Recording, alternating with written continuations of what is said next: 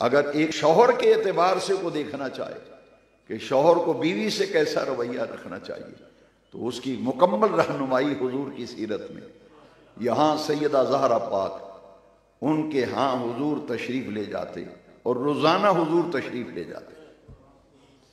یہاں لوگ کہتے ہیں جی جہاں بیٹیاں دی ہوں اس گھر کا پانی نہیں پینا چاہیے.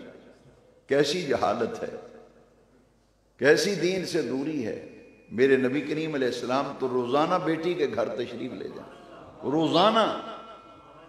یہاں تک کہ حضور نے ایک دفعہ فرمایا کہ بیٹی علی کو کہو کہ اپنا گھر میرے گھر کے قریب لے لے.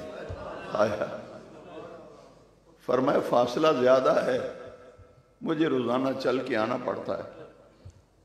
تو بیٹی علی جب شام کو گھر آئیں تو ان سے کہنا کہ اپنا گھر میرے گھر کے کہیں قریب لے لیں.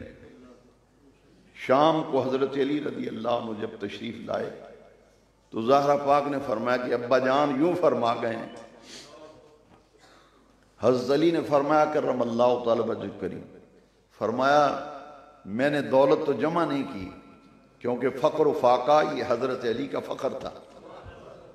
قاسم ولایت تھے، دنیا سے تو رغبت ہی نہیں تھی. تو میرے پاس تو یہ گنجائش نہیں کہ میں مکان خریدوں. ہاں ایک صورت ہو سکتی ہے، حضور کے ایک صحابی ہیں ان کے کئی مکان ہیں، وہ کئی مکانوں کے وہ مالک ہیں. تو آپ کے ابا جان حضور نبی کریم علیہ السلام کے گھر کے ساتھ والا گھر جو ہے حضور کے اس صحابی کا ہے. اور اگر حضور ارشاد فرمائیں تو وہ نہ نہیں کریں گے. اس لیے وہ مکان اگر دے دیں تو ہم اس مکان میں منتقل ہو جائیں گے. حضور دوسرے دن تشریف لائے تو سیدہ خاتون جنت زہرا سلام اللہ علیہ عرض کرتی ہیں ابا جان علی پاک نے یوں کہا ہے. حضور نے فرمایا بیٹی اس صحابی نے پہلے ہی دین کے لیے اتنا کچھ وقف کر رکھا ہے، اب مجھے اسے کچھ کہنے میں مجھے حیا آتا ہے، اب میں اسے نہیں کہوں گا. اب کسی طرح سے یہ بات حضور کے اس صحابی حضرت حارثہ زید بن حارثہ کو یہ اطلاع ہو گئی کہ نبی کریم صلی اللہ علیہ وسلم نے یوں ارشاد فرمایا. جب انہوں نے سنا تو فوراً مکان کی چابی لے کر حضور کی بارگاہ میں آ گئے. حضور یہ ایک مکان کیا، یہ تو سب آپ کے ہیں. چابی حضور کو دے دی اور حضرت علی کرم اللہ تعالی وجہ الکریم اس مکان میں منتقل ہو گئے جو حضور کے گھر مبارک کے ساتھ تھا. آج بھی وہ حجرہ موجود ہے، آج بھی وہ حجرہ موجود ہے.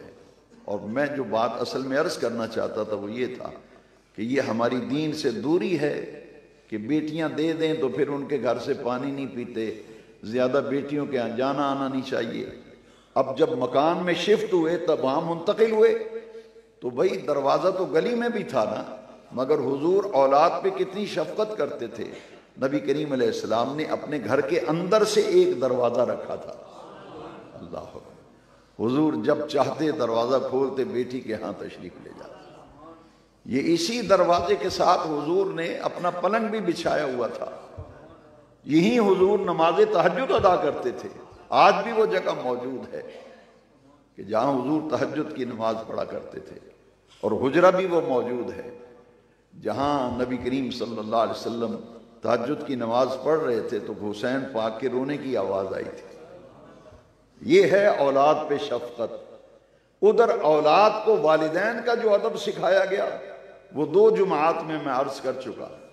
اب